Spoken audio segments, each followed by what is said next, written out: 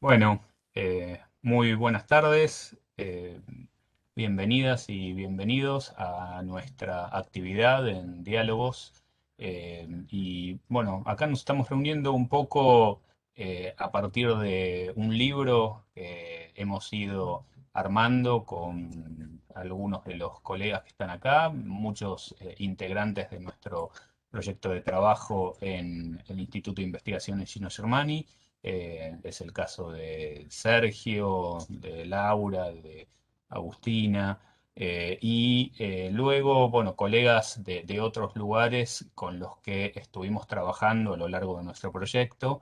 eh, en algunos casos con los que estuvimos en sintonía a la hora de replicar parte de lo que estábamos haciendo nosotros acá en algunos otros países de la región, como el caso de Mónica de la Fare en Brasil, o algunos colegas de países de la región, como Julio en Chile, o Susana en España, o eh, Rosalba en México, a los que, bueno, hemos ido leyendo, consultando en distintos momentos de la investigación y que, bueno, han aportado algunos capítulos a el libro que, bueno, ya tenemos en una versión casi final y que la semana que viene vamos a empezar a dar a conocer públicamente. Así que bueno, este es un poco el marco. Ahora dejo que Sergio empiece a comentar un poco y vamos por capítulos y yo retomo más adelante. Sergio. Sí, bueno, ¿qué tal? Buenas tardes también a todos. Es un gusto encontrarnos con algunos con los que hemos estado intercambiando muchos correos en este último tiempo y no nos conocíamos las caras, así que bueno, tenemos la oportunidad ahora de conocernos. Eh, Quería excusar también a las colegas de Uruguay que, bueno, fueron invitadas también a participar. Ellas, como ustedes saben, también tienen un capítulo o han participado con un capítulo en el libro del que hablaba Martín. Y, bueno, tenían actividades académicas que no podían suspender para participar de este encuentro, así que lamentaban no poder hacerlo, pero eh, seguramente no va a faltar oportunidad para que estemos en otra oportunidad también dialogando y debatiendo. Bueno, yo propondría, en virtud de que Laura, Mónica y Julio tienen que retirarse en un rato, que demos inicio ya a la participación de ellos y en todo caso nosotros después, sobre el final, hacemos alguna intervención. Si les parece, bueno, empezaríamos, propongo que sea Laura la que comience, después Julio o Mónica, depende las urgencias que tengan para retirarse.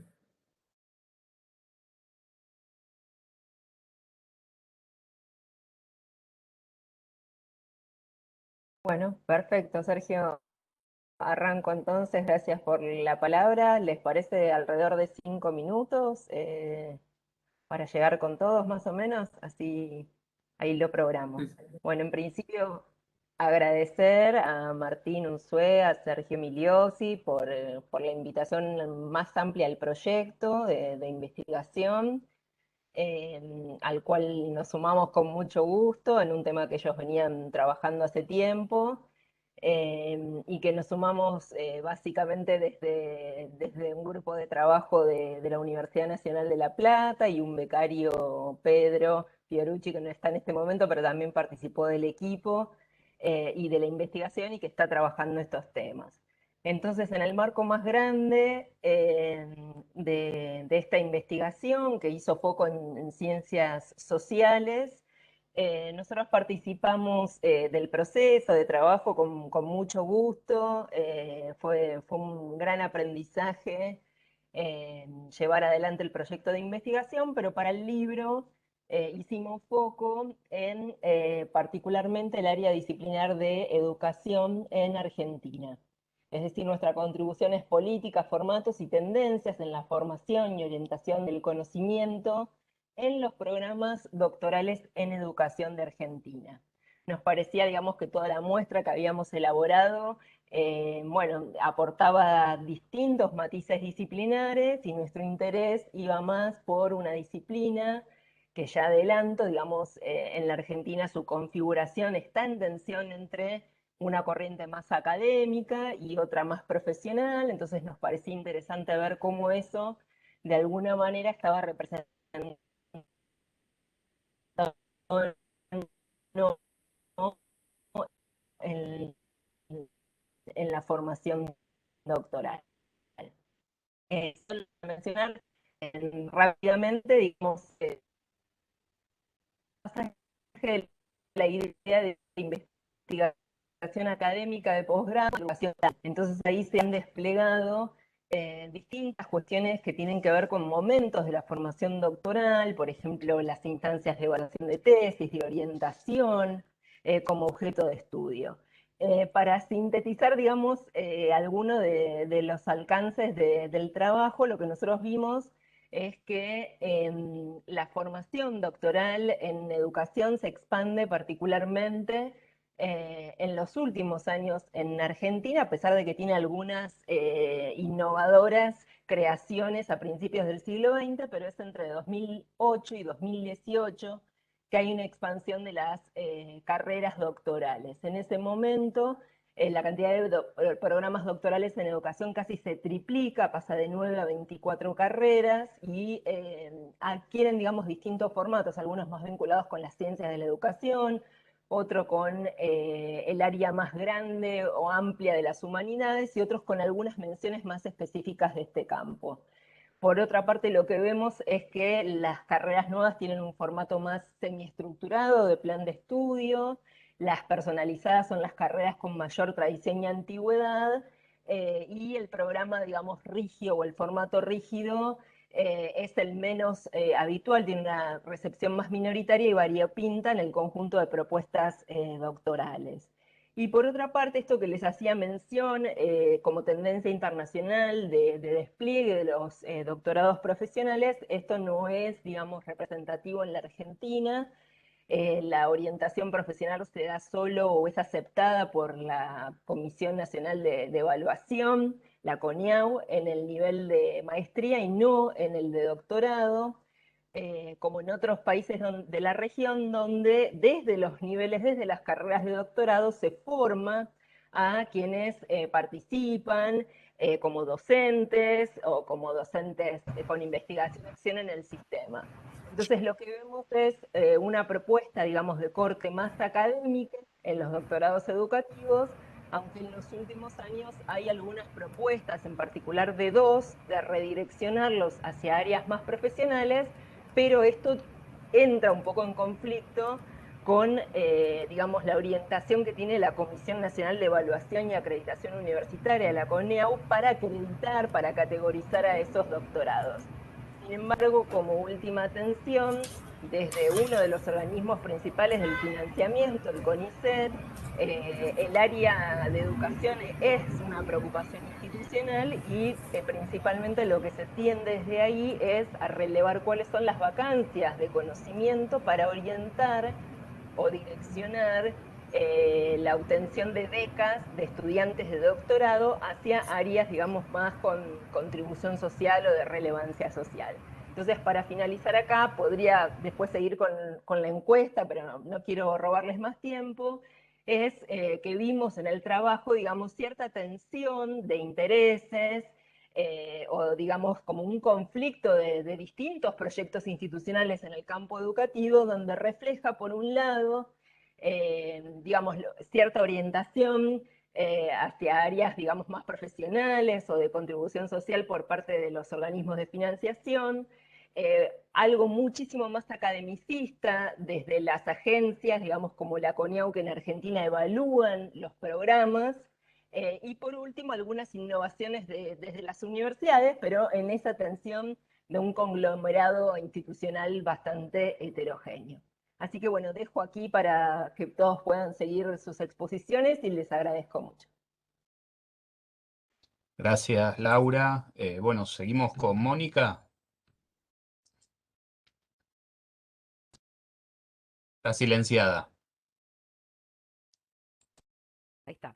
Buenas tardes a todos, un gusto estar acá, agradezco mucho la invitación, tanto para participar de este momento como para cuando vino la invitación para participar del libro, un libro que más allá de cada contribución, me parece que en el conjunto trae cuestiones bien interesantes, ¿no? Con una visión internacional que no es habitual tener concentrada en una producción como aparece en este caso. Entonces agradezco a Martina, a Sergio, aprovecho a recordar que estuvimos juntos en la prepandemia 2019, que pudimos reunirnos y discutir algunas cuestiones que tenían que ver con nuestras investigaciones, que bueno, después de eso vino toda esta otra época y no puedo evitar estar acá y acordarme con ciertas saudades, como decimos aquí en Brasil, de esa situación. Así que es muy bueno volver a verlos y saludar a todos los colegas que conozco de nombre, pero que no los conozco personalmente. Mi capítulo puntualmente va a abordar el caso brasileño. En realidad es un capítulo que se desprende de un trabajo anterior que realizamos con Laura Robelli, que está aquí presente, en la que hicimos un esfuerzo de hacer un trabajo comparado entre Argentina y Brasil. Y en este caso yo tomé de ese trabajo algunos datos que amplié también a a los tipos de datos con los que pude trabajar y un poco los periodos, porque como todos saben, la cuestión de comparar datos entre países es bastante complicado y a veces restringe, porque no están en un país y en otro, la posibilidad de uso de ciertas informaciones. Entonces, bueno, mi capítulo básicamente trae una caracterización de un proceso de gran expansión del sistema de posgrado brasileño, focalizando en los doctorados, solo que por el modo en que Brasil estructura su oferta, digamos que la característica es que predominen programas de posgrado que incluyen maestría y doctorado. Lo habitual es que se institucionalice una maestría y después se institucionalice un doctorado. Entonces, si bien focaliza y en la evaluación de los programas, ellos son evaluados en su conjunto. Entonces, si bien el artículo focaliza en la cuestión de los programas de doctorado, la mayoría de esos programas, no todos, son programas de maestría, doctorado, por cómo en este país se estructura la... Y en ese trabajo yo traigo a través de una serie de datos estadísticos que son de dominio público, ahí está, aparece citado en el trabajo, eh, algunos datos que muestran en el periodo que yo tomo, que es 1999 a 2019, una gran expansión del sistema, tanto en su cantidad de carreras, de programas, como de matrículas, como del número de graduados, como del número de docentes. ¿Sí? Me parece que ahí, para pensar los doctorados, hay algunas cuestiones interesantes que los datos permiten identificar, que es cómo el sistema de becas que se desarrolló durante tantos años y que hoy está en periodo de retracción, ha podido, digamos, sustentar el desarrollo de ese sistema. Disculpen un minuto.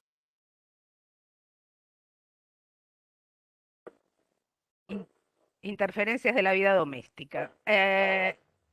Entonces, bueno, básicamente en esa primera parte yo hago esa caracterización de la expansión del sistema y me parece que hay algunos datos interesantes en relación a una novedad que el sistema introduce en los últimos años, principalmente a partir de los años 2000, que es la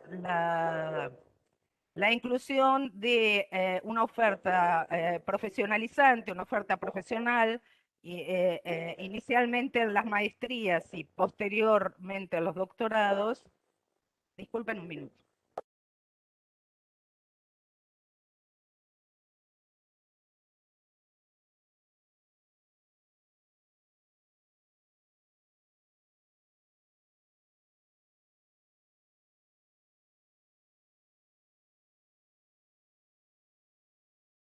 Disculpen un minuto, estas cosas habitualmente no pasan, pero bueno, justo cuando uno tiene este tipo de situaciones se estaba produciendo esa interferencia de mis perros acá en casa, ladrando de forma tal que yo ni podía escucharme.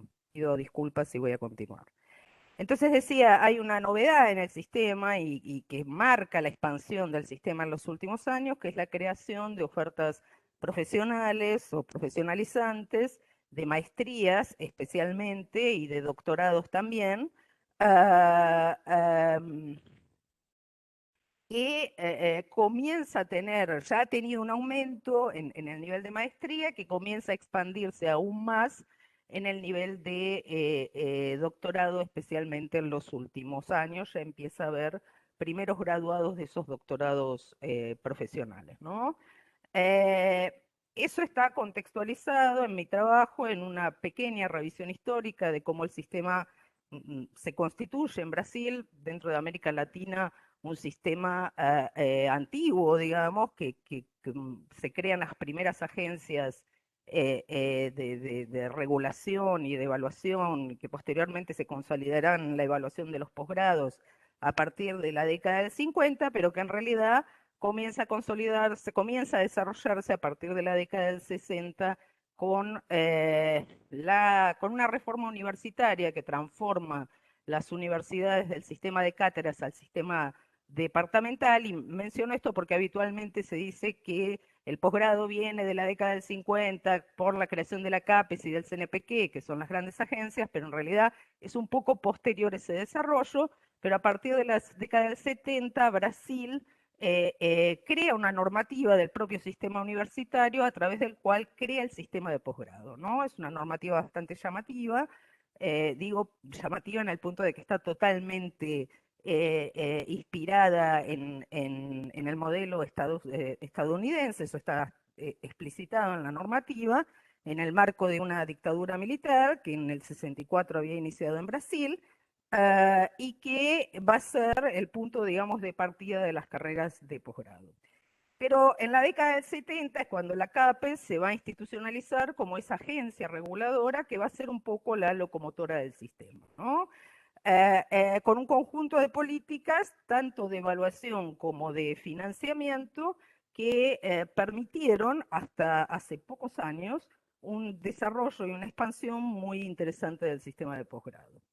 En estos últimos años, como es de público conocimiento, yo no voy a detenerme en algunas informaciones que sé que circulan internacionalmente, pero sí, bueno, quiero comentarles que toda la crisis política, una crisis política profunda y que está afectando el funcionamiento democrático de las instituciones, también está afectando, obviamente, las universidades, ¿no? Entonces no solo hay un movimiento claro de financiamiento de la ciencia y de la educación en general, también de la educación superior, sino que también hay una serie de episodios y de situaciones que tienden a atacar la autonomía de las universidades, ¿no? Sus gobiernos, etcétera, etcétera. Entonces estamos en un contexto muy difícil en el momento en que el sistema de posgrado está haciendo la evaluación de carreras, ¿no? Acá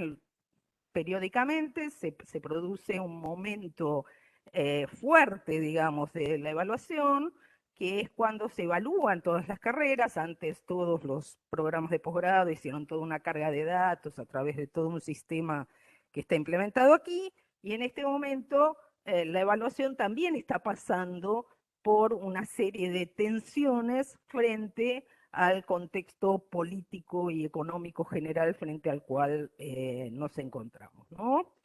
Entonces, bueno, además de esa breve contextualización histórica y de la cuestión de mostrar cómo una política que financió con becas provenientes de fondos públicos toda la creación y desarrollo y ampliación del sistema de posgrado, también generó una ampliación del sistema y absorbió gran parte de los doctores que el mismo sistema formó.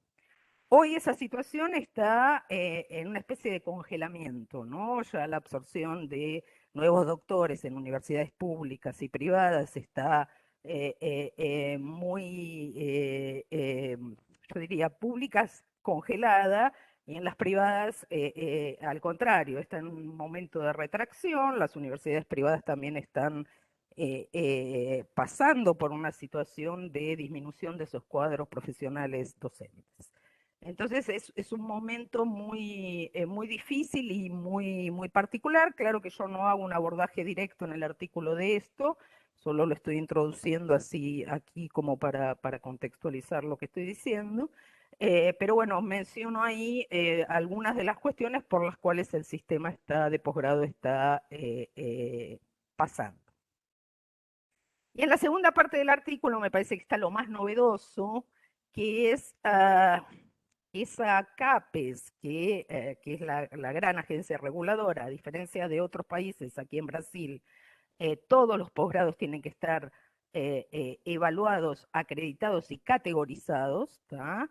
La CAPES produce, a partir de la forma en que va gestionando el sistema, una mudanza en el sistema, un cambio en el sistema de evaluación. Entonces, en la segunda parte del artículo, yo me dedico a presentar el inicio de ese cambio, que no tiene una relación directa con el gobierno actual, ¿no? Esa propuesta de cambio del sistema de evaluación viene de una comisión que ha analizado lo que son los planes nacionales de posgrado y está haciendo un giro en su modelo de un sistema que era básicamente homogeneizante, con algunos matices entre áreas de conocimiento, pero básicamente homogeneizante, con una nota única para cada programa, y con eso, como en Brasil tenemos una relación directa entre evaluación y financiamiento, había una relación directa entre esas cuestiones.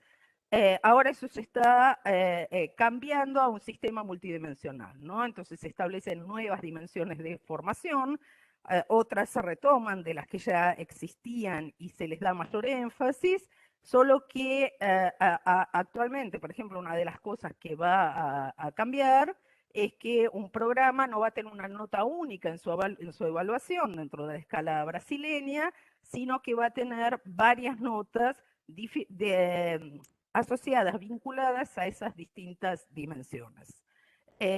Y también, bueno, otro de los grandes cambios es que se deja de considerar un sistema de evaluación de publicaciones y revistas que Brasil tiene, que aún tiene, ¿no? Que se llama sistema Qualis, por el cual el sistema evalúa todas las revistas, no solo brasileñas, sino todas las revistas en las que publicamos los científicos brasileños. Ese sistema va a dejar de funcionar y la idea es que se incorporen los sistemas de evaluación y los parámetros de evaluación internacional de cada área de conocimiento, ¿no?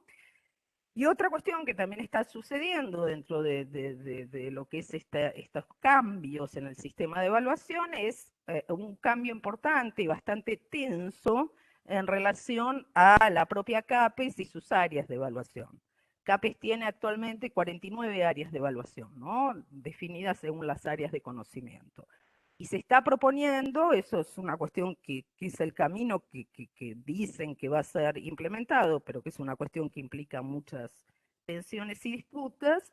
Se está pretendiendo pasar a 12 áreas de evaluación, ¿no? Esas áreas tienen el papel de evaluar todas las carreras del sistema según el área de conocimiento. Entonces, bueno, me parece que ahí hay dos procesos interesantes para mirar de lo que está sucediendo en Brasil. Por una parte, este giro que Brasil hace, y donde en los propios documentos de las comisiones asesoras de la CAPES aparece una crítica al exceso de cuantificación como única medida de evaluación del sistema.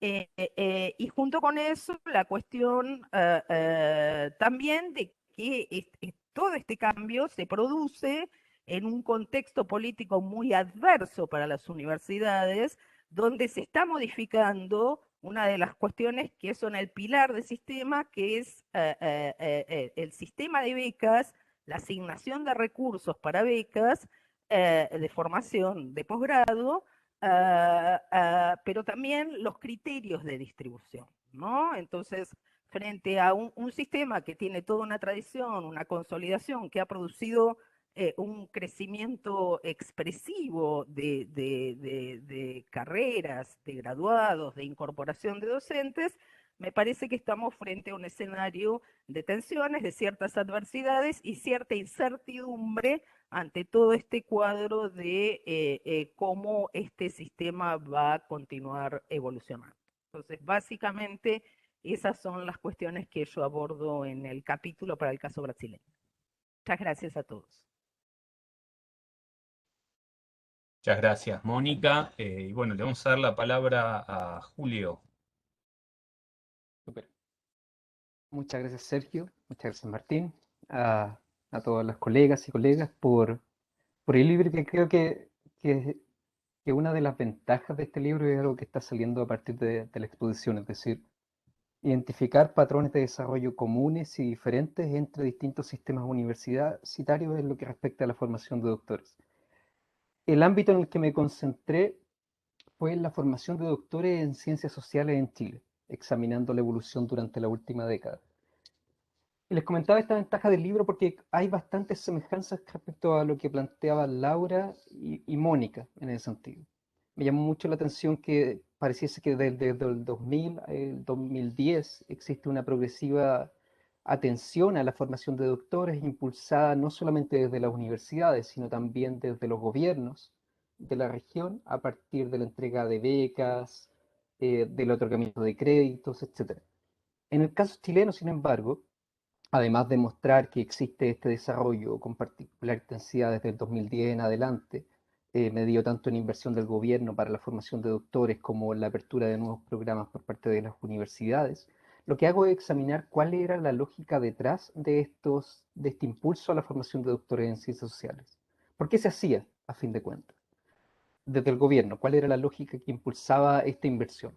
Y lo que encuentro es que la lógica que fundaba esto era el argumento de la economía del conocimiento y la formación de capital humano avanzado. El argumento que se sostiene acá transversalmente en gobiernos de derecha e izquierda, en el caso chileno, es que la formación de capital humano avanzado es una cuestión clave para el desarrollo de los países. Por lo tanto, conviene invertir económicamente en la formación de doctores también de ciencias sociales.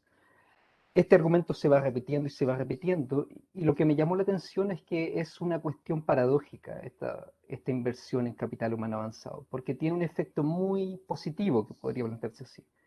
El sistema universitario chileno se modernizó rápidamente. ¿Qué quiero decir con modernización?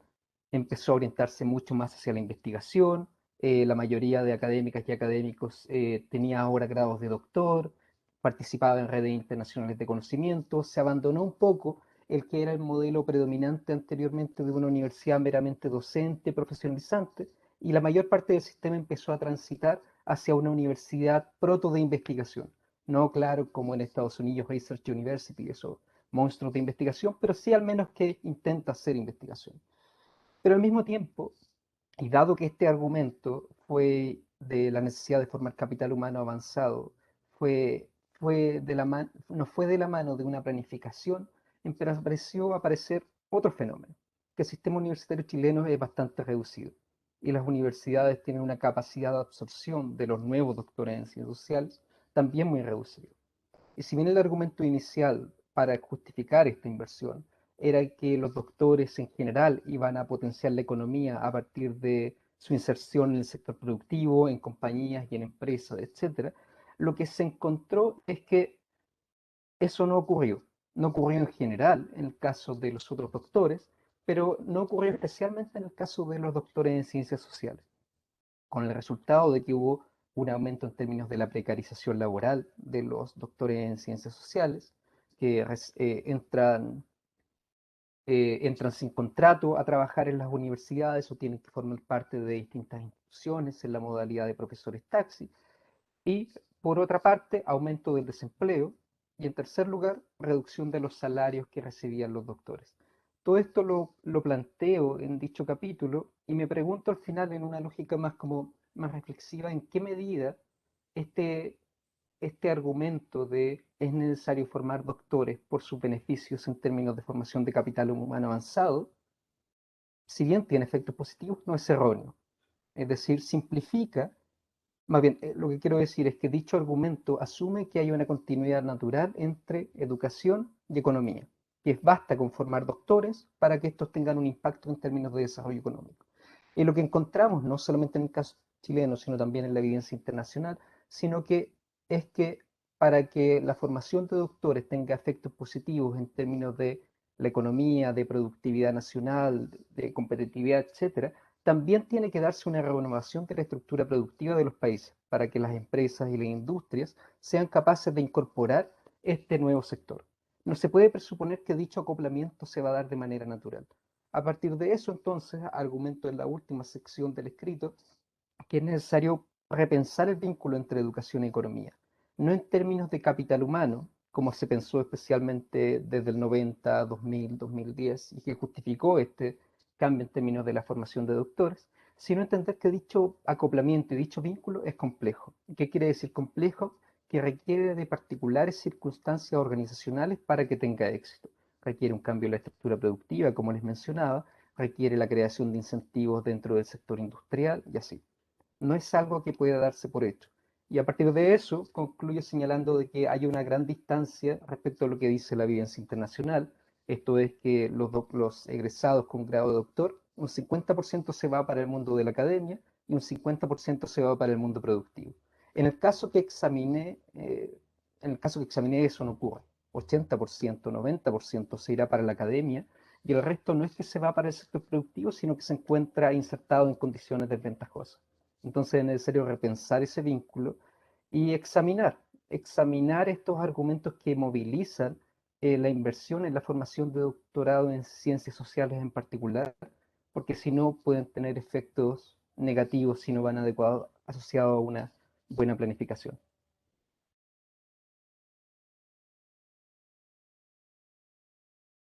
Gracias, Julio. Bueno, creo que puede tomar la palabra Rosalba, así después con Sergio nos centramos más en la presentación general. En realidad el esquema era al revés, pero atendiendo las urgencias de algunos de los colegas lo estamos invirtiendo. Así que Rosalba, adelante. Muchísimas gracias, Martín. Bueno, agradezco en primera instancia la invitación a participar en el libro. He de reconocer que de repente esto me planteó el desafío de, bueno, ¿y cómo y qué voy a plantear, ¿no? Sobre el tema del doctorado, siendo un tema que he estado trabajando desde hace mucho tiempo y donde, digamos, el inicio empezó por el área de fisiología y neurociencias, haciendo entrevistas a científicos acerca de su trayectoria de vida académica, profesional. Y esto me permitió identificar algunos elementos que me llevaron a la necesidad, y es un poco lo que quise compartir en el capítulo con ustedes, em, en tratar de mostrar esa mirada más sistémica de qué es lo que había pasado o qué es lo que está pasando con nuestro recorrido por el desarrollo del posgrado en México y particularmente con el doctorado, ¿no? Entonces, bueno, además de agradecerles esta invitación, sí fue como motivo para una reflexión de qué aspectos destacar. Empiezo a encontrar a partir de escuchar las intervenciones anteriores algunos elementos en común que me parece que abren la posibilidad hacia adelante para seguir discutiendo temas específicos que son transversales a la situación del posgrado y del doctorado en particular en los diferentes países. En el caso mexicano, el desarrollo del posgrado tiene un fuerte impulso en la década de los 90. No quiere decir con ello que no hubiese un desarrollo anterior, pero en los años 90 este impulso al posgrado en general se ve acompañado por un programa de apoyo a la ciencia en México. Hay un énfasis muy fuerte en los temas de calidad. Se introduce un programa para la modernización educativa, se enfatiza fuertemente el tema de la evaluación. y por el otro lado, que es otra de las vertientes de los motores que impulsan el desarrollo del posgrado en México, es no solamente esta idea de hay que formar recursos altamente calificados en el área de la investigación, sino también un tema, un problema que se había venido trayendo de los años de la expansión de la educación superior, principalmente en licenciatura, y que también generó una importante fuerza para impulsar al posgrado. Se generaron diversos programas, fueron cambiando a lo largo de los años 90 para el mejoramiento del profesorado. Como ustedes recordarán, se hicieron en México múltiples trabajos, sobre todo muy identificados en el área de la Universidad Autónoma Metropolitana, sobre la incorporación de los jóvenes a la profesión docente en México en los años de expansión. Y bueno, todavía en los años 80, en donde empieza este impulso a los programas de mejoramiento del profesorado y con mayor fuerza en los años 90, uno de los elementos que ya se señalaban es que todavía entonces teníamos profesores que estaban impartiendo como docentes en carreras de licenciatura con solo licenciatura, ¿no? Entonces, había como la preocupación por tratar de impulsar una profesionalización de estos docentes y esto fue mirado a través del posgrado. Entonces, lo que tenemos son como esas dos fuerzas de impulso que contribuyen al desarrollo del doctorado, del posgrado en general y el doctorado posteriormente. ¿Cuál fue la idea de este recorrido en el capítulo sobre el caso mexicano? Poder mostrar un poco cuál fue esa fuerza que fue alimentando a lo largo del proceso el fortalecimiento del posgrado en el país. Y un organismo muy importante fue el Consejo Nacional de Ciencia y Tecnología, reconocido buen órgano rector de la política científica y tecnológica en el país, pero que desde los años 70, desde que la creación misma del CONACYT, uno de sus programas estrella, podríamos decir, fue justamente el programa de becas. Y con este programa de becas, lo que se buscó fue impulsar el desarrollo del posgrado, impulsarlo a través de la salida de jóvenes a diferentes polos de desarrollo reconocidísimos y que siguen prevaleciendo a la fecha en el caso mexicano, y a través también del fortalecimiento del posgrado nacional. Entonces, este programa de becas se ha venido sosteniendo hasta la fecha en una especie de doble juego en donde en determinadas áreas se fue apostando a la salida de jóvenes a realizar estudios de posgrado y posteriormente esas áreas eran más limitadas en cuanto al otorgamiento de becas al exterior, porque en simultáneo, en paralelo, se estaba también buscando fortalecer el propio posgrado nacional en esas áreas. ¿Cuál es la situación que tenemos actualmente? Tenemos un Programa Nacional de Posgrados de Calidad, que es un sistema en el que son evaluados los posgrados en los años, hasta los años 2000, 2001, cuando se introduce un cambio de denominación a este programa, antes llamado Programa de Fortalecimiento del Posgrado Nacional, o sea, va teniendo cambios a lo largo del tiempo, se abre por primera vez el cauce de estos procesos de evaluación a los posgrados profesionales. O sea, el énfasis estuvo puesto fundamentalmente en los posgrados de investigación. Actualmente les diré que se ha abierto en la última década a posgrados, estos procesos de evaluación a posgrados con la industria, elemento novedoso y nuevo que todavía requiere, digamos, de ser estudiado. ¿Cuál es la pregunta que a mí, digamos, me planteé a lo largo de todo este recorrido? Justamente fue la pregunta tenemos, después de este recorrido histórico y después de todo lo que ha pasado con el posgrado nacional, con los procesos de formación de recursos humanos altamente calificados, ¿tenemos los doctores suficientes? Y entonces, bueno, ahí se abre una discusión muy importante porque un primer problema que tenemos es el de la eh, falta de información sistemática y confiable sobre la cantidad de doctores que se han formado en el país y de mexicanos que se han formado en el extranjero.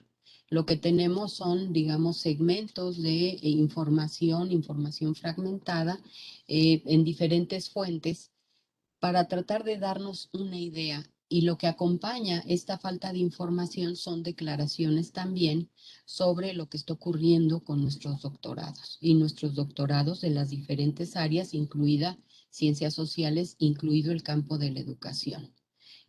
Parte de las cotidianas declaraciones que tenemos no es solamente el hecho de las comparaciones internacionales de, bueno, en tal país hay tantos doctores por cada 100,000 habitantes y en México tenemos tantos por cada 100,000, o sea, estamos en una situación deficiente. Y por el otro lado tenemos declaraciones que dicen es que la mitad de los doctorados que se gradúan cada año migran por falta de oportunidades en el propio país. Entonces, sí nos encontramos frente a una situación en la cual, como ya señalaban anteriormente, el mercado académico, la posibilidad de hacer una carrera académica en las universidades públicas se cerró hace mucho tiempo.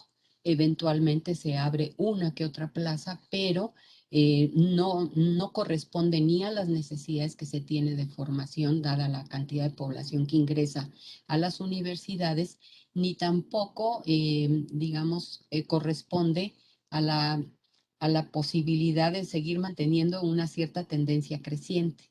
¿Qué es lo que sí se ha observado en las universidades públicas? Pues el incremento constante desde los años 80 del personal contratado por asignatura. Y esto significa, de cierta manera, esto que ya mencionaba el compañero de Chile, una precarización también de las condiciones de los doctores que se incorporan a trabajar en las propias universidades públicas.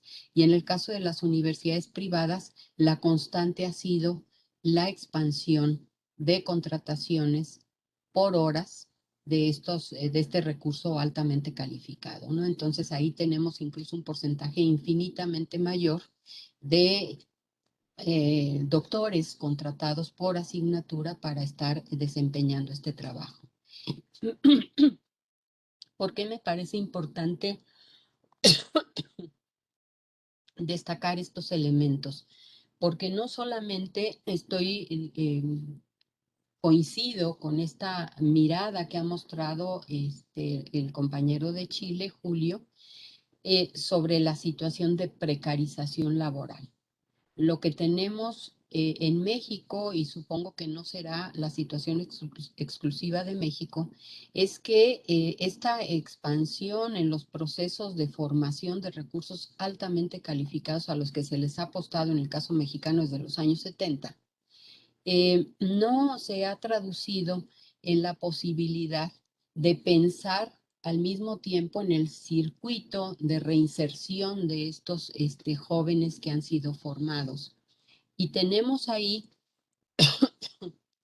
un importante recurso que no ha sido capitalizado para eso que se ha mencionado como desarrollo del propio país, porque lo que falta pues es una mirada mucho más estratégica, más diría yo de una política de Estado, en donde se pueda pensar qué va a pasar con todos estos jóvenes que no solamente, digamos, han transitado hacia procesos de movilidad, sino que ha llegado, y ahí me parece muy importante el concepto.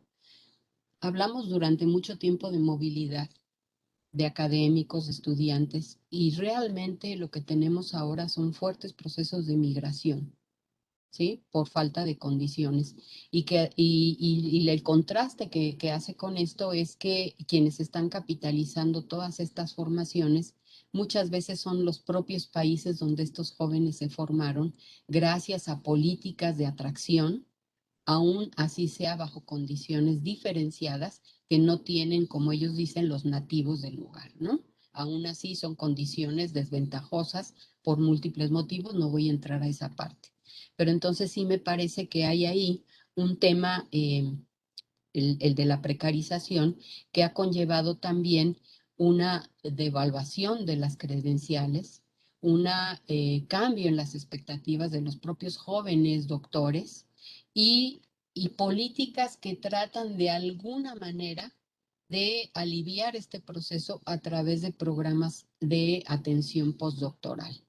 Y en el postdoctorado tenemos, que es un fenómeno mundial, tenemos una situación pues muy delicada, porque en el caso mexicano lo que está sucediendo es sí ha habido un programa de becas postdoctorales otorgado también por CONACYT, en donde pueden concursar jóvenes doctores para poderse insertar durante un año a trabajar en alguna institución que decida aceptarlo por el proyecto, por las características de la propuesta de investigación.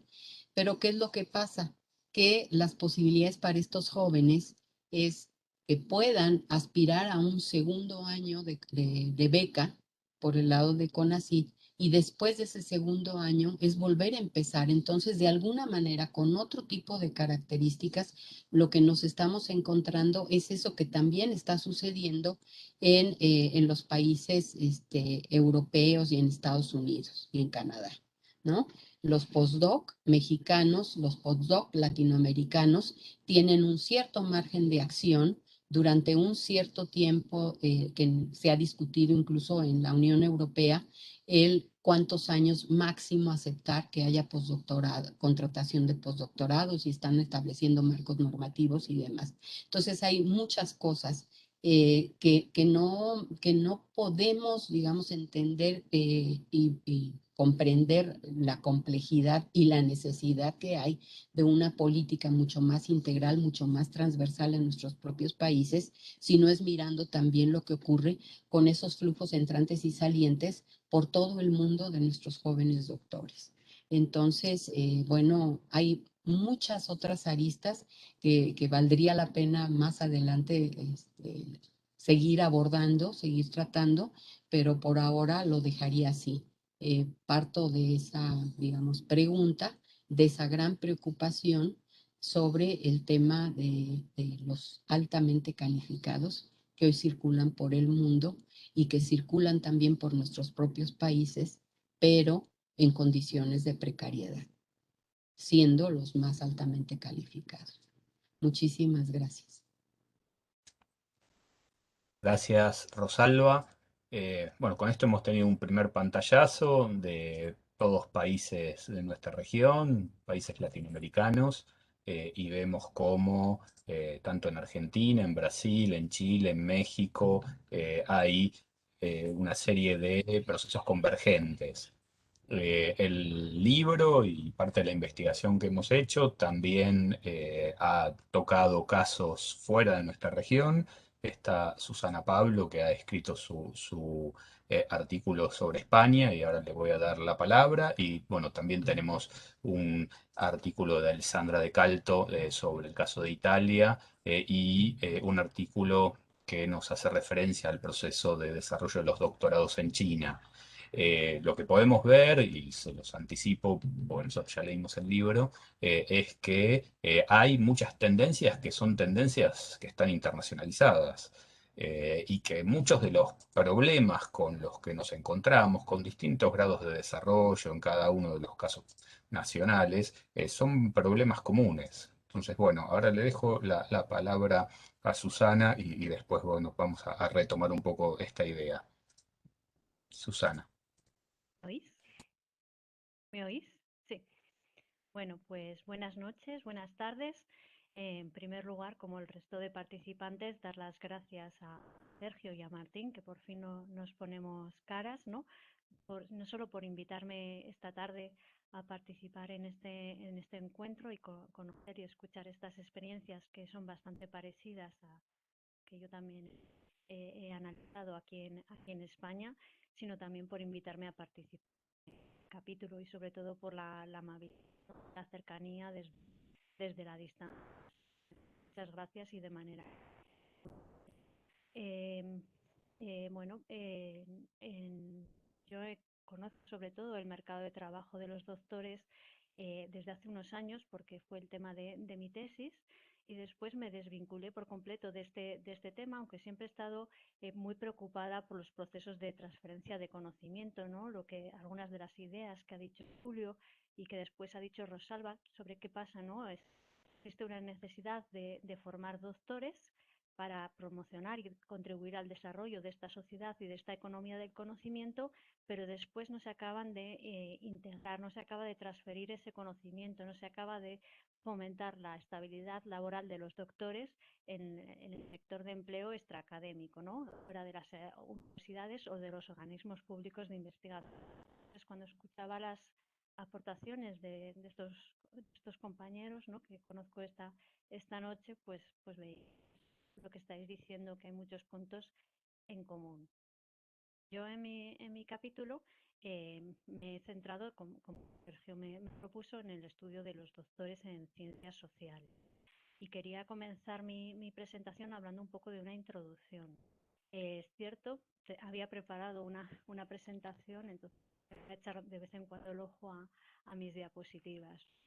Lo que sí que hemos observado, es la primera idea de este punto de introducción, es que durante las últimas décadas, que esto también es algo que habéis mencionado, se ha producido una transformación en la naturaleza y en la función del título de doctor, ¿no? Tradicionalmente, en el contexto europeo, que es el que más conozco, el título de doctor cumplía la función de mecanismo de reproducción de la comunidad académica, ¿no? Como creo que Rosalba ha dicho, también en España hasta no hace tantas décadas, ¿no? Pues a veces la docencia la impartían licenciados, ¿no? Entonces, esta oferta, este incremento en la oferta de doctores, pues respondía a esa necesidad de nutrir la comunidad académica de doctores, ¿no? Sin embargo, en las últimas décadas, como digo, se está produciendo un cambio en la naturaleza del título de doctor, ¿no? Y como dice la literatura, se puede considerar como un pasaporte para diferentes itinerarios profesionales, ¿no?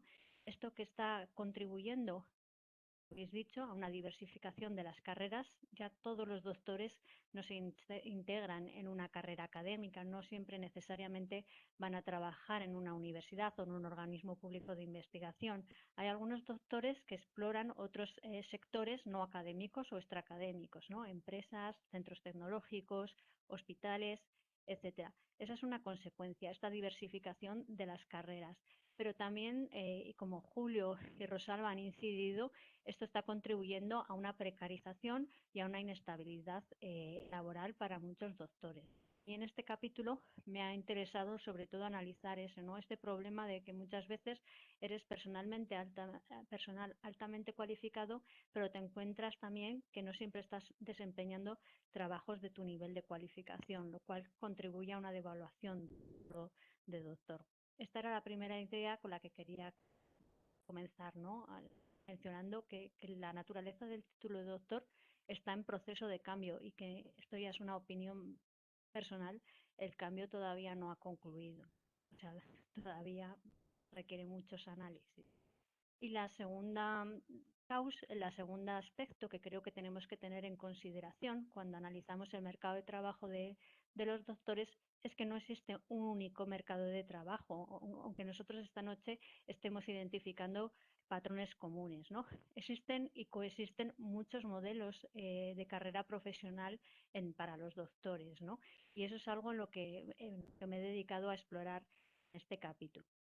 En este sentido, el área de especialización y el contexto institucional ejercen una gran influencia en el tipo de carrera que van a desempeñar los doctores, ¿no?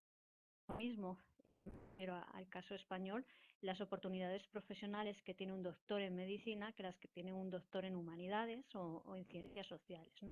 Y en este capítulo, pues yo he puesto la mirada en un contexto institucional específico, el del caso español, que es el que más conozco, y en el caso de los doctores de ciencias sociales, que también lo conozco por ser yo misma doctora en sociología, desde un punto de vista igual más personal. Para este capítulo he analizado los microdatos de la encuesta sobre recursos humanos en ciencia y tecnología del 2009 del Instituto Nacional de Estadística. Es la segunda encuesta que tiene como unidad muestral los doctores, la segunda y desafortunadamente la última, ¿no? Porque desde 2009 no se ha vuelto a hacer una encuesta de estas características aquí en España. Esta encuesta se integra dentro de un proyecto más amplio, que es el proyecto Careers of Doctorate Holders de la OCDE, de Eurostat y de la UNESCO, que tenía como finalidad en su día generar indicadores comparables en los países de la OCDE.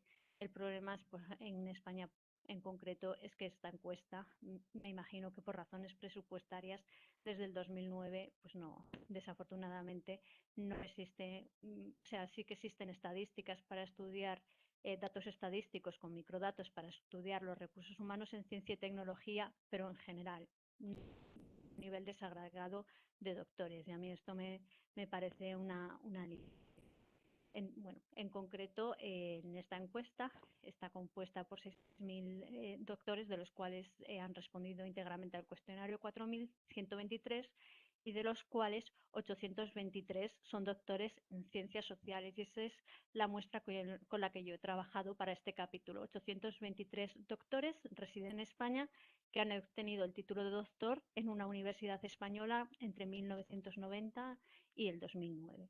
Hemos de decir que del total de doctores que existen en el mercado de trabajo, según esta encuesta, un 20% son doctores en ciencias sociales, ¿vale? Y las disciplinas que más forman doctores, en el caso español, son economía y empresas, derecho y, si no recuerdo mal, psicología. ¿De acuerdo? Eso es un poco una panorámica general.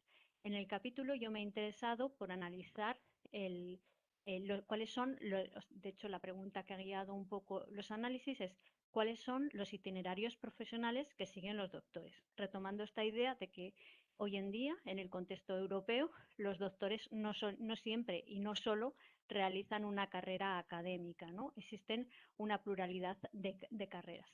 Dadas las limitaciones de la encuesta, yo solo he podido identificar, porque la encuesta muchas veces da una información muy genérica, ¿no? Yo solo he podido identificar 4 itinerarios profesionales, ¿no? Son el resultado de cruzar 2 variables, ¿no?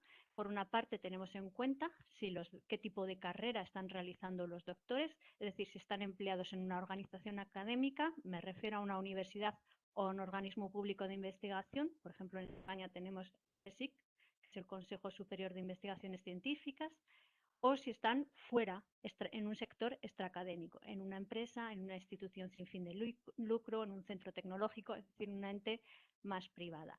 Esa es la primera dimensión de nuestra tipología, en el sector académico o fuera de la academia.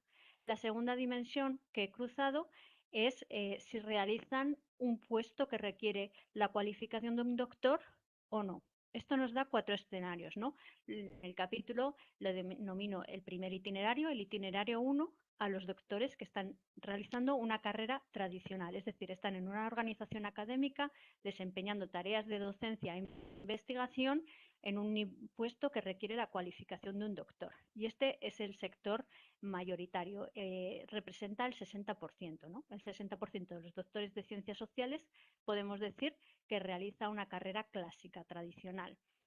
Pero para mí ha sido una sorpresa descubrir que dentro de la academia también hay un 12% de doctores que están desempeñando puestos de trabajo que no requieren la cualificación de un doctor, ¿no? Yo me imagino que realizan tareas de gestión, pero la propia naturaleza de la encuesta no te responde a esta pregunta, ¿no? Esto es más lo que yo he encontrado en mi realidad profesional. Entonces tenemos a un 70% de doctores que trabajan en una universidad, pero de ellos no todos están realizando un puesto que requiere la cualificación de un doctor. Vamos a poner ahora la mirada en lo que ocurre en el otro grupo, ¿no? En los doctores que están empleados fuera de la academia, ¿no? Y aquí nos encontramos pues que tenemos a un 5%, creo, 5% de doctores que están empleados fuera de la academia realizando trabajos altamente cualificados, trabajos que requieren un doctorado, ¿no? es un porcentaje pequeñito, pero como lo vamos a ver luego, estos doctores son los más satisfechos en general, de manera global, con todo su trabajo, ¿no?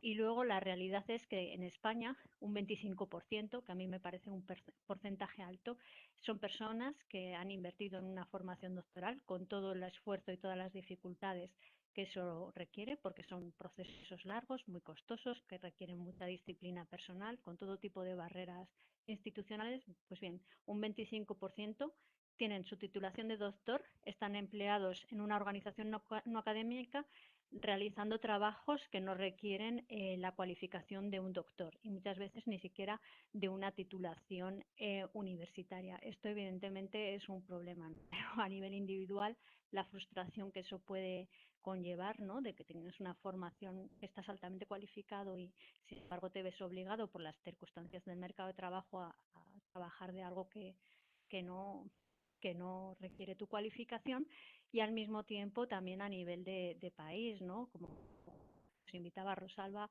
hay que pensar casi en una política de Estado, pues porque se están devaluando los títulos, ¿no? Tenemos mensajes contradictorios. Por una parte, escuchamos a diario que vivimos en una sociedad y en una economía del conocimiento que requiere personal altamente cualificado, ¿no? En la pandemia hemos visto la gran relevancia que han ocupado los investigadores y el discurso de la ciencia en los medios de comunicación para resolver los problemas derivados de la pandemia, pero al mismo tiempo tenemos a personal altamente cualificado desempeñando tareas que no requiere la cualificación de un doctor. Tenemos este problema de devaluación de los títulos, de precarización del empleo cualificado, que también habéis en el coloquio, ¿no? Pues bien, yo en mi capítulo me he centrado en diferentes dimensiones para comparar cuál es la realidad profesional de los doctores que pertenecen a cada uno de estos itinerarios profesionales. No me quiero entretener porque sé que el tiempo es escaso y me gusta escuchar y que pudiésemos debatir, ¿no? Pero sí que me gustaría hablar de esta dimensión que a mí es la que más interesante me ha parecido sobre la satisfacción profesional, ¿no? Las preguntas que nos pueden surgir es: ¿están los doctores en España satisfechos con su puesto de trabajo? ¿Por qué lo están? ¿Qué es lo que les gusta? ¿Qué es lo que no les gusta menos? Etcétera. ¿Y cuál es la visión del nivel de satisfacción de cada uno de estos 4 grupos de doctores de ciencias sociales que siguen 4 itinerarios diferentes, ¿no? Entonces, para responder a esta primera pregunta, ¿están los doctores en ciencias sociales satisfechos con sus empleos? Aquí en el caso español, pues el 40% en general, ahora estoy hablando de todos los doctores, no solo de los doctores de ciencias sociales, afirman que sí, que están muy satisfechos, insisto, con su puesto de trabajo. El caso de los doctores de ciencias sociales, este porcentaje es ligeramente superior, es del 44%. Y ahora vienen las diferencias internas. Los doctores más satisfechos con su puesto de trabajo, voy a decir los datos exactos, son estos doctores del itinerario 3, es decir, los doctores que están empleados en una organización no académica, pero realizando trabajos altamente cualificados, ¿no? En el caso de estos doctores, el nivel de satisfacción es muy alto, es del quiero equivocar, del 55%, es decir, son los más satisfechos con su puesto de trabajo, pero como hemos dicho, son una realidad muy minoritaria dentro del panorama de las ciencias sociales en España. Y los doctores menos satisfechos, como nos podíamos imaginar, son estos que se encuentran en el sector no académico realizando un trabajo que no requiere la cualificación. Por lo tanto, podemos decir que existe una asociación entre el nivel de cualificación y la satisfacción que te produce tu puesto de trabajo, ¿no? Es decir, las personas que tienen la oportunidad o de desempeñar un trabajo que sí que requiere un doctorado cuando han invertido en una formación doctoral, en general son las que más satisfechas se encuentran con su puesto de trabajo, ¿no? Esa era la primera pregunta. La segunda es: ¿por qué están satisfechos los doctores con su puesto de trabajo, ¿no? En la encuesta existen muchas variables para medir este concepto de satisfacción profesional, ¿no? Yo las he organizado para intentar comprender este concepto de satisfacción profesional en 4 ejes, ¿no? El primero, podemos estar satisfechos con nuestro trabajo por las condiciones laborales, económicas, pues porque nos reporta un buen salario, ¿no? Esa sería la primera dimensión, ¿no? Las condiciones laborales y económicas de nuestro puesto de trabajo. He de decir que en España no es esto lo que más les gusta a los doctores de su puesto de trabajo, ¿no? En general, no.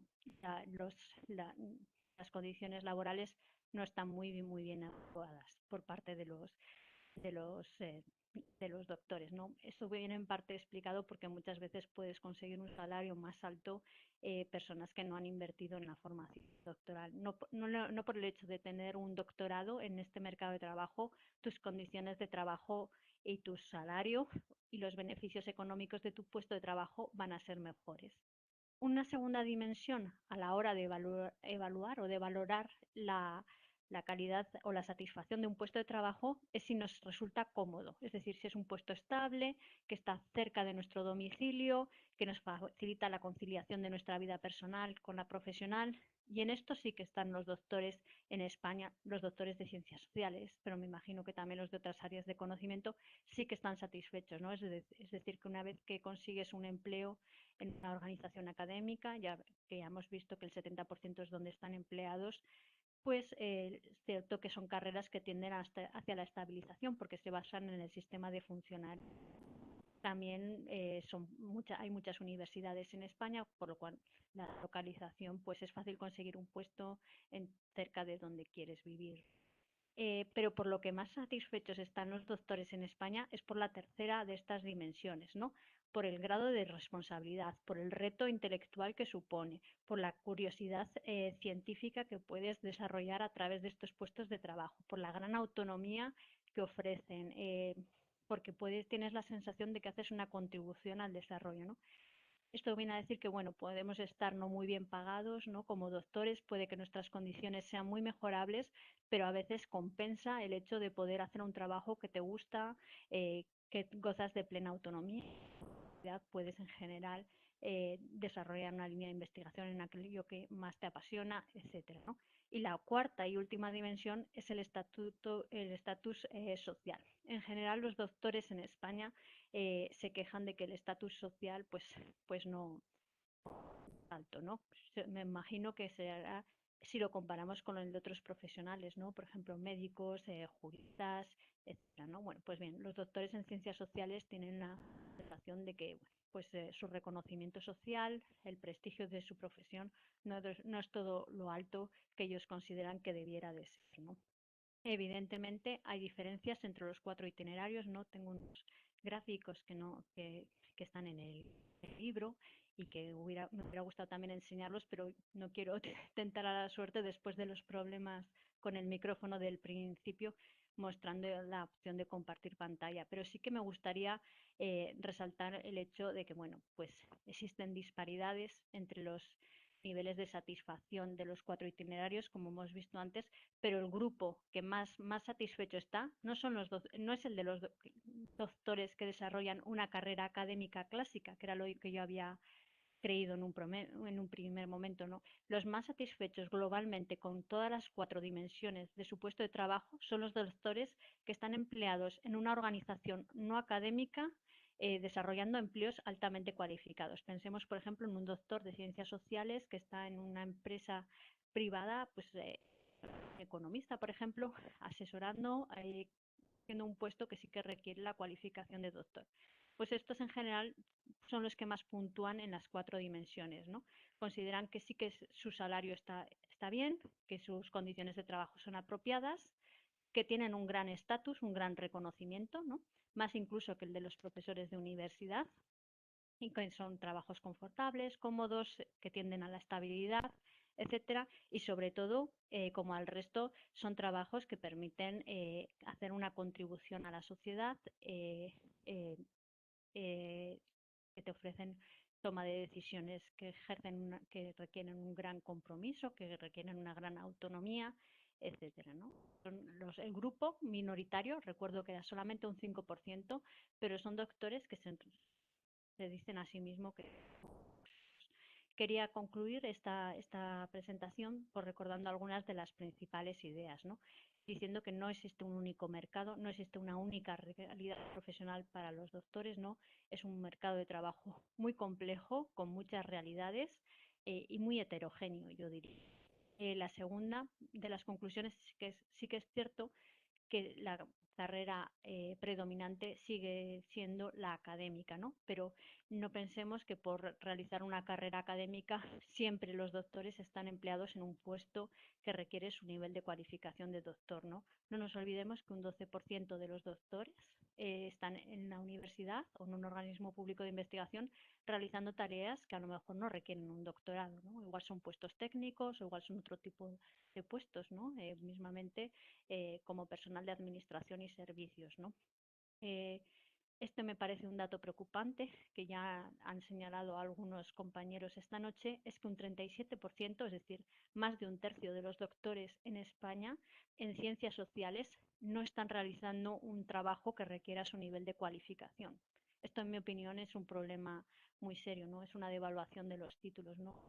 Yo imagino que muchas personas invierten en formación doctoral como una necesidad defensiva, ¿no? Es decir, acabas tu licenciatura en el área de conocimiento que sea, en la disciplina que sea, no encuentras trabajo y no inicias un doctorado porque te apasiona la investigación. Inicias un doctorado para estar un poco más preparado, para tener una ventaja con respecto a los demás licenciados, ¿no? Y al final se sigue invirtiendo en títulos y sin embargo la realidad del mercado de trabajo es que no absorbe a todos esos profesionales, con la pérdida de capital humano que supone para la sociedad y para la frustración que hemos dicho para el individuo, más para la persona.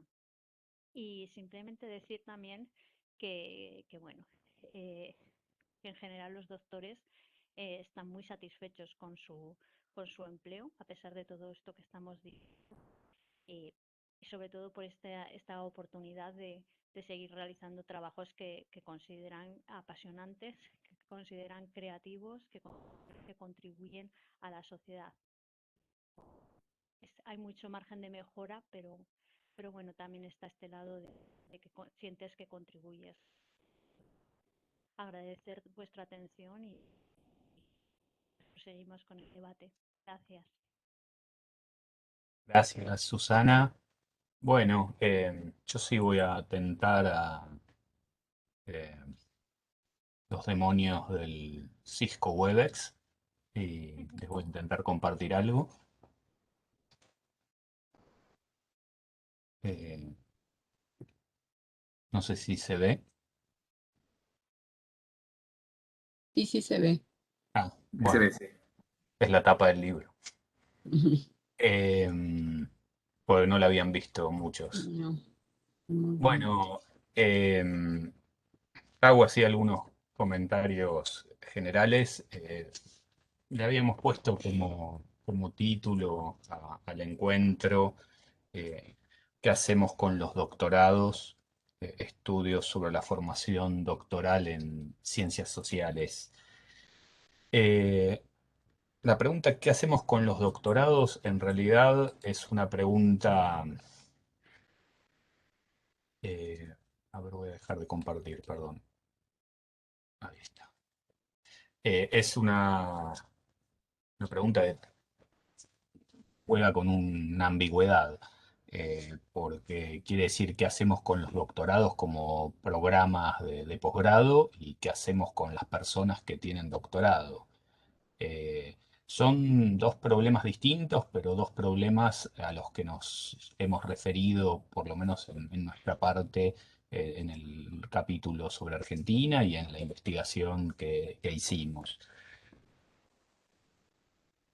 Buscando producir alguna evidencia, en primer lugar, a diferencia de algunos otros casos nacionales, nosotros en Argentina no tenemos números muy claros sobre la población de doctores. De hecho, es un tema que hemos empezado a trabajar con Sergio ya hace muchos años, ya ni me acuerdo cuánto, pero cuando empezamos a preguntarnos por esa población de doctores que estaba creciendo fuertemente, porque el proceso de desarrollo de los doctorados, especialmente en ciencias sociales en Argentina, es un proceso de los últimos 20 años, más o menos. Entonces, cuando empezamos a trabajar, no había demasiada producción y nos parecía que era un tema relevante porque es un tema que cruza muchas cuestiones. políticas científicas, o sea, políticas públicas de ciencia y tecnología, políticas de formación, políticas de educación superior o políticas universitarias. En general, esos doctorados están alimentados con recursos públicos de diverso modo, porque buena parte de aquellos que realizan los doctorados son becarios y reciben becas de organismos científicos o de las propias universidades. Entonces hay inversiones distintas a las que se hacen en el grado, en los posgrados. Y la pregunta por qué pasa en los doctorados, entonces, es una pregunta, por un lado, por los procesos de los doctorados, como instancias de formación y como instancias de eh, formación de investigadores o formación de científicos. Y por otro lado, qué pasa con esos doctores una vez que se gradúan, a dónde se insertan laboralmente, cómo se satura el mercado eh, académico, una tendencia que vemos que en realidad se produjo en todo el mundo, una doble tendencia, digamos. En todo el mundo vimos cómo se aceleró el proceso de formación de doctores, especialmente en los últimos 20 años, al mismo tiempo que se saturaba el mercado académico y que se iban cerrando los espacios universitarios y en organismos científicos para que se inserten laboralmente esos doctores. Eso se fue resolviendo de distintos modos. Tal vez la academia norteamericana fue la primera en emprender un proceso de precarización de esa masa de doctores a partir de la proliferación de estancias postdoctorales como mecanismo recurrente, estancias postdoctorales por las que deambulan los doctores recientemente graduados y en muchos casos no recientemente graduados, porque deben hacer muchas estancias doctorales hasta tener la posibilidad de insertarse en alguna plaza académica estable. Y paralelamente, a pesar de toda una retórica que se ha ido articulando en los últimos años y que en ese sentido la experiencia china que está relatada en el libro es eh, sorprendente por la velocidad con la que se fue virando hacia nuevas formas profesionalizantes de los doctorados, pero que es una experiencia que la podemos encontrar en varios países europeos. Nosotros hemos trabajado en algún momento en el caso de Francia, también en Brasil, ¿no? Los doctorados profesionalizantes están creciendo fuertemente en los últimos años. Bueno, a pesar de todas esas tendencias, lo que seguimos viendo es que la principal inserción laboral de los doctores es el medio académico y que los doctores se concentran en los sistemas universitarios que por diversas razones en cada uno de los países se han visto saturados y no están en condiciones de absorber a esa masa de doctores que se incorporan año a año. Entonces ahí hay una gran pregunta, que es hacia dónde vamos, qué va a pasar con esos doctores, cuáles van a ser las posibilidades a futuro para esos doctores. Nosotros en este instituto de investigación, en el Instituto Gino Germani, hemos visto en los últimos años, bueno, un proceso fenomenal de producción de doctores. De hecho, si bien en los últimos años ha bajado fuertemente la cantidad de becarios con sede en el instituto, particularmente por ciertas políticas de desinversión en ciencia y tecnología que se han dado en Argentina, eh, hemos en algunos momentos llegado a tener 500 becarios doctorales en el instituto y hemos llegado, me estoy refiriendo no hace mucho, hace un lustro, un lustro y medio, y hemos llegado a graduar 70, 80 doctores por año. Especialmente en el doctorado de nuestra universidad.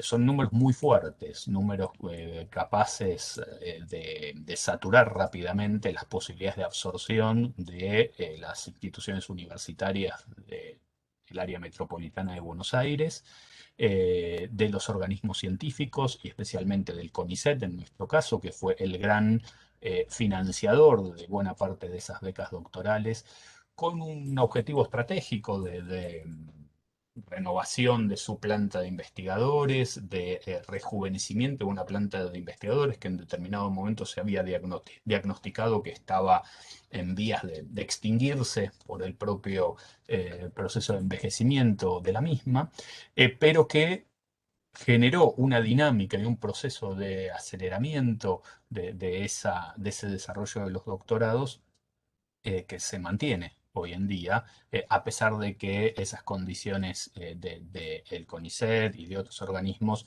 ya no son las mismas y no tienen esa misma capacidad de absorción. Entonces la pregunta, en alguna medida, es hacia dónde se va. Y ahí hay un conjunto de temas. Cómo se forman los doctores, para qué se forman los doctores, cómo se emplean, cómo se articula esto con las políticas públicas del sector, si hay planificación o no hay ningún tipo de planificación, si las instituciones están en condiciones de planificar estos procesos o no. Y bueno, ¿y qué va a pasar a medida que avancemos en un escenario de precarización de la inserción laboral de doctores, reproduciendo lo que está pasando en buena parte del mundo? Nosotros también vemos, y nuestra encuesta ha dado algo parecido a lo que decía Susana recién, los doctores siguen estando relativamente satisfechos con sus inserciones laborales, no tanto con sus niveles salariales en nuestro caso, pero bueno, eso es una particularidad eh, que tiene una extensa trayectoria en la academia argentina, pero sí siguen estando relativamente satisfechos con lo que es su actividad y su inserción laboral más allá de la cuestión salarial. La pregunta es si eso se va a poder seguir manteniendo en los años que vienen, ¿no? Bueno, no quiero abundar más. Sergio, adelante. Bueno, muchas gracias. Eh, bueno, yo quisiera hacer una muy breve intervención para dejar margen a alguna pregunta, algún intercambio final antes de que se cierre. Eh, y esta breve intervención estaba asociada a un análisis que vengo haciendo para poner en contexto y para poner cifras y números aparte de este análisis comparado sobre el que venimos trabajando en el último tiempo. Más que nada, tratando de dar respuesta a las preguntas sobre la característica de la población de doctores, que es clave para el estudio de un sistema de ciencia y tecnología, para el estudio, para la comprensión y para proceder con políticas públicas sobre el sistema de ciencia y tecnología, ¿no? Y del estudio de la última publicación, muy pocos días, que sacó la RICIT, la Red Iberoamericana de Indicadores en Ciencia y Tecnología, ha habido algunas cosas que, bueno, me han llamado la atención y quería comentarlas, aunque no hace otra cosa que terminar de corroborar algunas hipótesis y algunas lecturas que tenemos sobre las particularidades de los países, más que nada sobre los que hemos estado trabajando acá en el libro, ¿no? Por ejemplo, una de las primeras cifras que me llamaba la atención, que me hubiese gustado por ahí poner un gráfico, pero quedará para otra oportunidad, es en primer lugar el número de investigadores medido en personas físicas cada 1.000 integrantes de la población económicamente activa, ¿no? Y ahí lo que vemos en primer lugar es, bueno, un número relativamente importante en la región, en América Latina, para Argentina, puesto que tiene para el año 2019 4,79 investigadores por cada 1.000 integrantes de la PEA.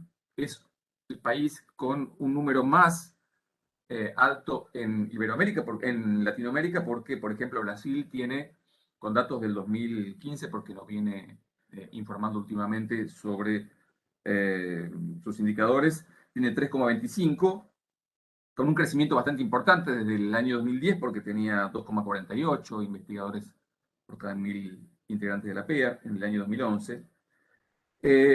Chile tiene 1,65, México tiene 1,02, Uruguay 1,59, y después vienen los países de Iberoamérica, o mejor dicho, los países de la península ibérica.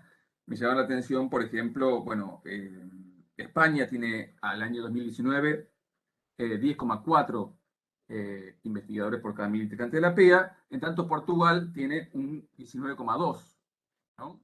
Lo cual indica que Portugal ha tenido un crecimiento bastante fuerte, sobre todo si uno toma como año base el año 2010, porque ahí tenía 14,3, ¿no?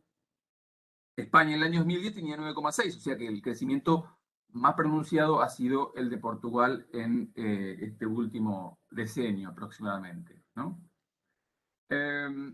Sobre eso luego uno puede apreciar la cantidad de doctores sobre el total de investigadores en cada uno de los países. Argentina ha crecido también significativamente en el último decenio, porque pasó del 25,7 al 32,3 en los últimos 10 años, con cifras del 2019. Sin embargo, es el país que menos doctores tiene del universo de sus investigadores, ¿no? Siguiendo la tradición de Argentina de haber puesto mucho énfasis durante gran parte de su historia el título de grado y no haber pasado por estas transformaciones que nos había explicado Mónica en su presentación que había generado la reforma en el sistema de posgrados de los años 60, aún así viene con Argentina con un crecimiento importante, decían los doctores, pero tiene un número bastante alto de licenciados, de investigadores con un grado de licenciatura en el número de investigadores, puesto que están en el 50% aproximadamente de licenciados investigadores, ¿no? Brasil también ha crecido poco en los últimos tiempos, pero tiene un 37,2, más parecido al nivel de Iberoamérica en su conjunto, también con cifras no del año 2019, pero del año 2015. Y después tenemos un conjunto de países que está bastante por encima de la media, por supuesto con un universo de investigadores bastante más chico, ¿no? Pero sí con más cantidad de doctorados. México, por ejemplo, tiene un 42,3% de doctores de su universo de investigadores, Chile 46,2%. Llama la atención Uruguay. Uruguay está con un 68,9% de doctores sobre el universo de investigadores, lo cual es un porcentaje bastante alto, y es muy alto especialmente si uno toma como base el año 2010, puesto que ahí Uruguay tenía el 35,4, lo que quiere decir que en los últimos 10 años Uruguay ha puesto un énfasis bastante importante en la política de formación de doctores, y ha sido el país de la región que claramente más creció y casi duplica la cantidad de doctores sobre el total de investigadores. Portugal está más próximo, por ejemplo, a las cifras de Brasil, tiene 37,9% de doctores o investigadores, también con un crecimiento importante, pero no tanto como el de Uruguay, puesto que tenía 31% en el año 2010. España no informa datos sobre este indicador, ¿no? Si uno mira, por ejemplo, también la composición por género de este número, se encuentra también que Argentina tiene de los países de Iberoamérica el porcentaje más alto de mujeres doctoras investigadoras, ¿no? 54%, por ejemplo. En tanto, Chile está con el 30,4%, Uruguay con el 47,2%, Portugal con el 48,8%, lo cual marca esto que también señalamos en el artículo con Martín, que es un universo también bastante feminizado, el de los doctores en Argentina, ¿no? Y por último, quería mencionar lo que pasa con las disciplinas, ¿no? También como un dato me parece que tener en cuenta, porque los doctores en ciencias sociales son también de los países que informan este indicador, no todos lo hacen, pero Argentina tiene en el año 2019 el 26,3% de investigadores doctores en ciencias sociales, ¿no? Y es el número más alto también de los países de la región que informan, insisto, este indicador, ¿no? También con un crecimiento respecto del año 2010, puesto que tenía ahí 22,8. México, por ejemplo, tiene el 20,15% de doctores en el área de ciencias sociales, Uruguay el 23% y Portugal el 15,5%, ¿no? Llama la atención el porcentaje bajo de Portugal, pero sin embargo Portugal, esto habla de una cuestión que mencionaba Julio en su presentación, Portugal tiene un porcentaje mucho más alto de doctores en el área de las ingenierías y las tecnologías, ¿no? Tiene el 36% de doctores en esas disciplinas, también habiendo crecido mucho en el último decenio, puesto que tenía 26% en el año 2010, y en ese sentido también contrasta mucho con el énfasis bueno, el escaso grado de doctores en esta disciplina, en esta área de los países de la región, puesto que Argentina tiene el 16,5 en ingenierías y tecnologías, México está relativamente más alto que el promedio de la región, está con el 30,5%. Y esto nos dice bastante también de ciertos comportamientos, de ciertas trabas también para pensar eh, la relación entre doctores, patrones de especialización y las dificultades que aparecen ahí cuando uno quiere pensar mecánicamente ese impacto que los doctores deberían producir en el desarrollo económico, ¿no? Eh, bueno, esto a grandes rasgos, era lo que quería presentar de esta lectura muy rápida que se hace de los indicadores de la RICIT, pero que caracteriza al menos un poco el panorama de los países, al menos de los que parte de los cuales hemos analizado acá, ¿no?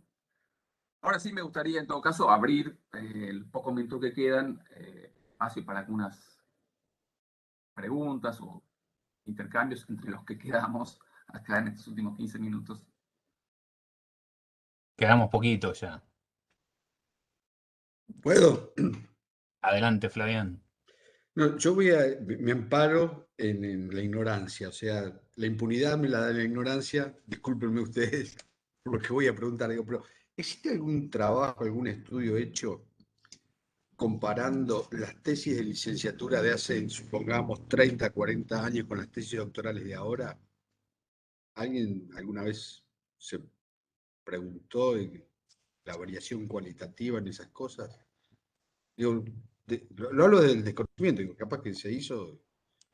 Yo lo que sí sabemos y lo hemos charlado muchas veces, aunque creo que acá no hay trabajos hechos sobre tesis, pero me parece que en México sí, es que el viejo formato del doctorado como la instancia de culminación de la carrera académica fue reemplazado por la instancia inicial de la carrera académica, y eso supuso que la tesis ya no es la obra eh, que consagra al académico, sino todo lo contrario. Es una obra necesaria para empezar con esa carrera académica. Y esto, bueno, ha significado también un cambio de perfil.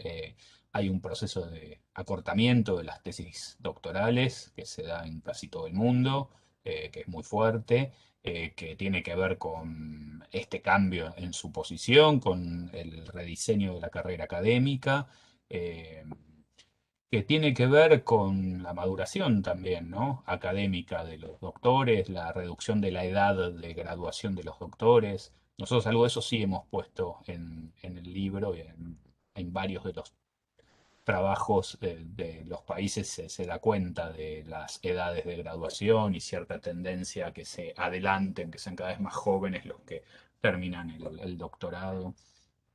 Así que en ese sentido hay mucho para revisar. Creo que no hay trabajos cualitativos hechos en Argentina. Yo Si me digo, permitís.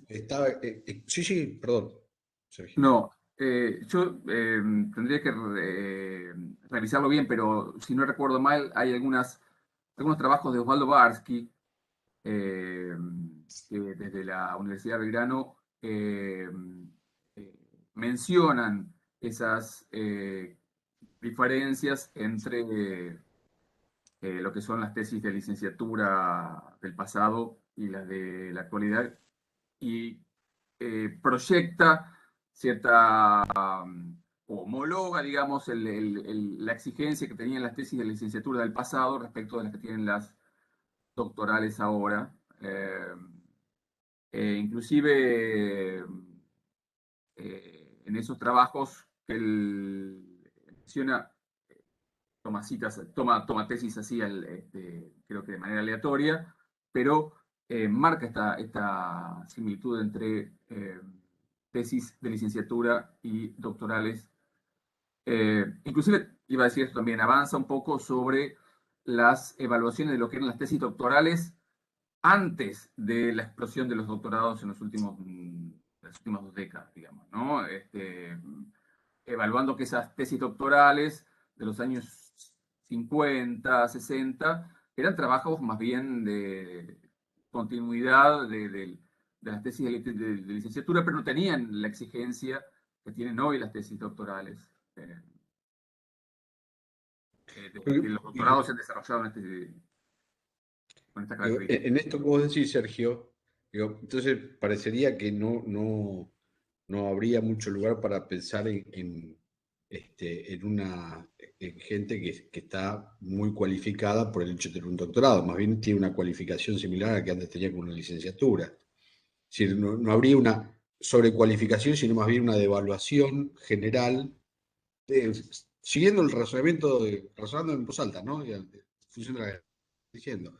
Habría como una devaluación general y digamos, los doctorados estarían más o menos, por lo que vos decías, del trabajo de Barsky, este, eh, en un nivel similar al de las licenciaturas de hace unos años atrás. Para pensar el sistema en su conjunto, ¿no? Es Sí, más yo largo. creo que el proceso que en Argentina hemos visto fuertemente de reducción de las licenciaturas y que en el caso europeo se vinculó al proceso de Bolonia, de estandarización del ciclo licenciatura, maestría, doctorado, ese proceso es un proceso que transfirió conocimientos que se daban en el grado hacia los posgrados. Lo que sí creo que es una particularidad, y ahí no sé, habría que ver, habría que preguntarse, es que el doctorado tendría que ser un proceso de formación en investigación. No sé cuánto de lo que se perdió en las licenciaturas fue de formación general o de formación específica en investigación.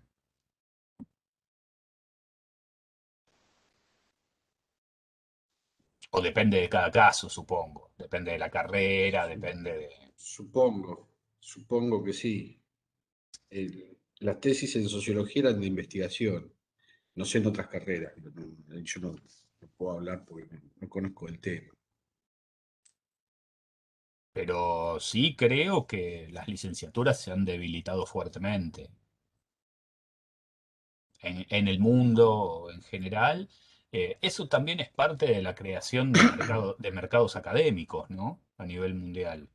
Porque Bueno, todo el parte de la proceso de flexibilización, desarrollo, claro, todo el proceso de desarrollo de los doctorados es también la generación de un mercado internacionalizado o con tendencias internacionalizantes. pero un mercado, yo insisto, hoy puedo hablar solamente de lo que conozco de Argentina, no conozco otros países. Digo, es un mercado flexibilizado, altamente flexibilizado, con contratos a término por un curso. Digo, en realidad son condiciones mucho más precarias, mucho peores, condiciones laborales terribles, respecto de lo que es la licenciatura, que uno gana un concurso y tiene estabilidad laboral, aunque sea por un tiempo, ¿no? Por unos años. Eso no es igual en todos lados. Y No, no, tiene que por ver eso yo digo, en el conozco caso acá. argentino con la particular forma en que se adopta, se adoptan las reformas de los años 90, que generan algo que desde mi punto de vista es muy extraño, que es que vos puedas tener una dedicación exclusiva en una universidad concentrada en el grado, pero que además puedas dar posgrados facturándolos aparte. ¿Sí? Cuando Ujú, supuestamente vos tenés una dedicación exclusiva, bueno, eso tendría que ser, das a veces grado, das posgrado, das doctorado, está todo dentro de tu dedicación. Entonces, eso ujú. no pasa en todos los sistemas universitarios. No sé bien en España, Susana, si vos lo tenés presente. Está silenciada. Relación a lo que ha preguntado Fabio sobre calidad, ¿no? de la tesis de doctorado y las tesis de licenciatura. No soy consciente de cómo era antes, porque yo el concepto de tesis de licenciatura a mí realmente no lo conozco. Lo que sí que sé es que está cambiando en forma de hacer las propias tesis de doctorado, ¿no? Eh, Como acaba de decir Martín, antes la tesis era como la obra, una obra final, ¿no? Con 4 tomos súper gordas, las tesis súper voluminosas, ¿no? Y era un poco un trabajo, una obra casi para publicar ¿no? Ahora se hacen en menor tiempo y ya cobran el formato de tesis por compendio de artículos, que no. Mientras estaba escuchando esta particularidad que estabais diciendo del caso argentino, preguntaba si también allí se ha impuesto esta modalidad. Cuando yo que, que defendí mi tesis era entonces en las ciencias sociales, en algunos departamentos de sociología, chirriaba mucho a los catedráticos y a los profesores de universidad de la antigüedad que en un ámbito como la sociología no se admitiesen se admitiesen tesis con formato de artículo, ¿no? Es decir, en vez de hacer una tesis tradicional con 2 tomos, con introducción, metodología, estado de la cuestión, es decir, una tesis muy voluminosa con un formato de libro, ahora mismo se están admitiendo 4 o 5 artículos, ¿no? Artículos científicos, todos con el mismo tema, ¿no? Por ejemplo, el tema de los doctores en ciencias sociales, pero vistos desde diferentes perspectivas o con diferentes marcos teóricos, pero ya con la forma de un capítulo de un artículo y muchas veces ya publicado en la propia revista científica. Esta idea, también cuando yo estaba defendiendo mi tesis, yo la defendí en el 2012, a mí, por ejemplo, no me la admitieron. Yo hacía mi tesis en el Consejo Superior de Investigaciones Científicas y tenía una directora de tesis en esta institución y ella me animó a hacer este tipo de tesis con formato de artículo y, sin embargo, en la institución donde la defendí, en la Universidad de Madrid, el departamento no me la admitieron. Me decidieron hacer un formato tradicional típico libro, ¿no? Entonces yo me preguntaba si en Argentina también habéis tenido este tipo de tensiones, ¿no? El modelo tradicional, más defendido por que no han conocido, etcétera, o este modelo que en las ciencias naturales ya está estandarizado y Sí, acá claramente las tesis se están acortando significativamente y hay otro fenómeno que también me parece que es novedoso. eh, en muchos países, en muchas tradiciones, en realidad estaba mal visto que el tesista publique anticipos de su tesis. Primero porque la tesis tenía que ser original y además porque se suponía que tenía que tener el título de doctor para realmente estar habilitado para ingresar al mundo académico y a publicar. Eh, Creo que eso está cambiando. Hoy nuestros tesistas y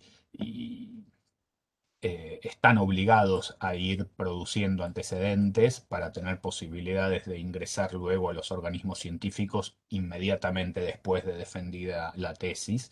Entonces, eso inevitablemente los lleva a pensar su tesis, pero previamente a pensar pequeñas partes que son capítulos o son aportes que van a ir generando sus antecedentes y que se publican en muchos casos y que luego devienen capítulos o partes de la tesis. Eh, Hay una transformación, me parece, importante en ese sentido. Me acuerdo Y del acá libro de tenemos a Bauman. Agustina, que es un ejemplo. Hay un libro de Bauman que se llama Miedo Líquido, que es la compilación de emails. Un intercambio de correos electrónicos que tiene él con un canadiense y lo publica como libro. Eh, Digo, yendo en esta dirección, ¿no? Sí, un libro también era otra cosa. Mm.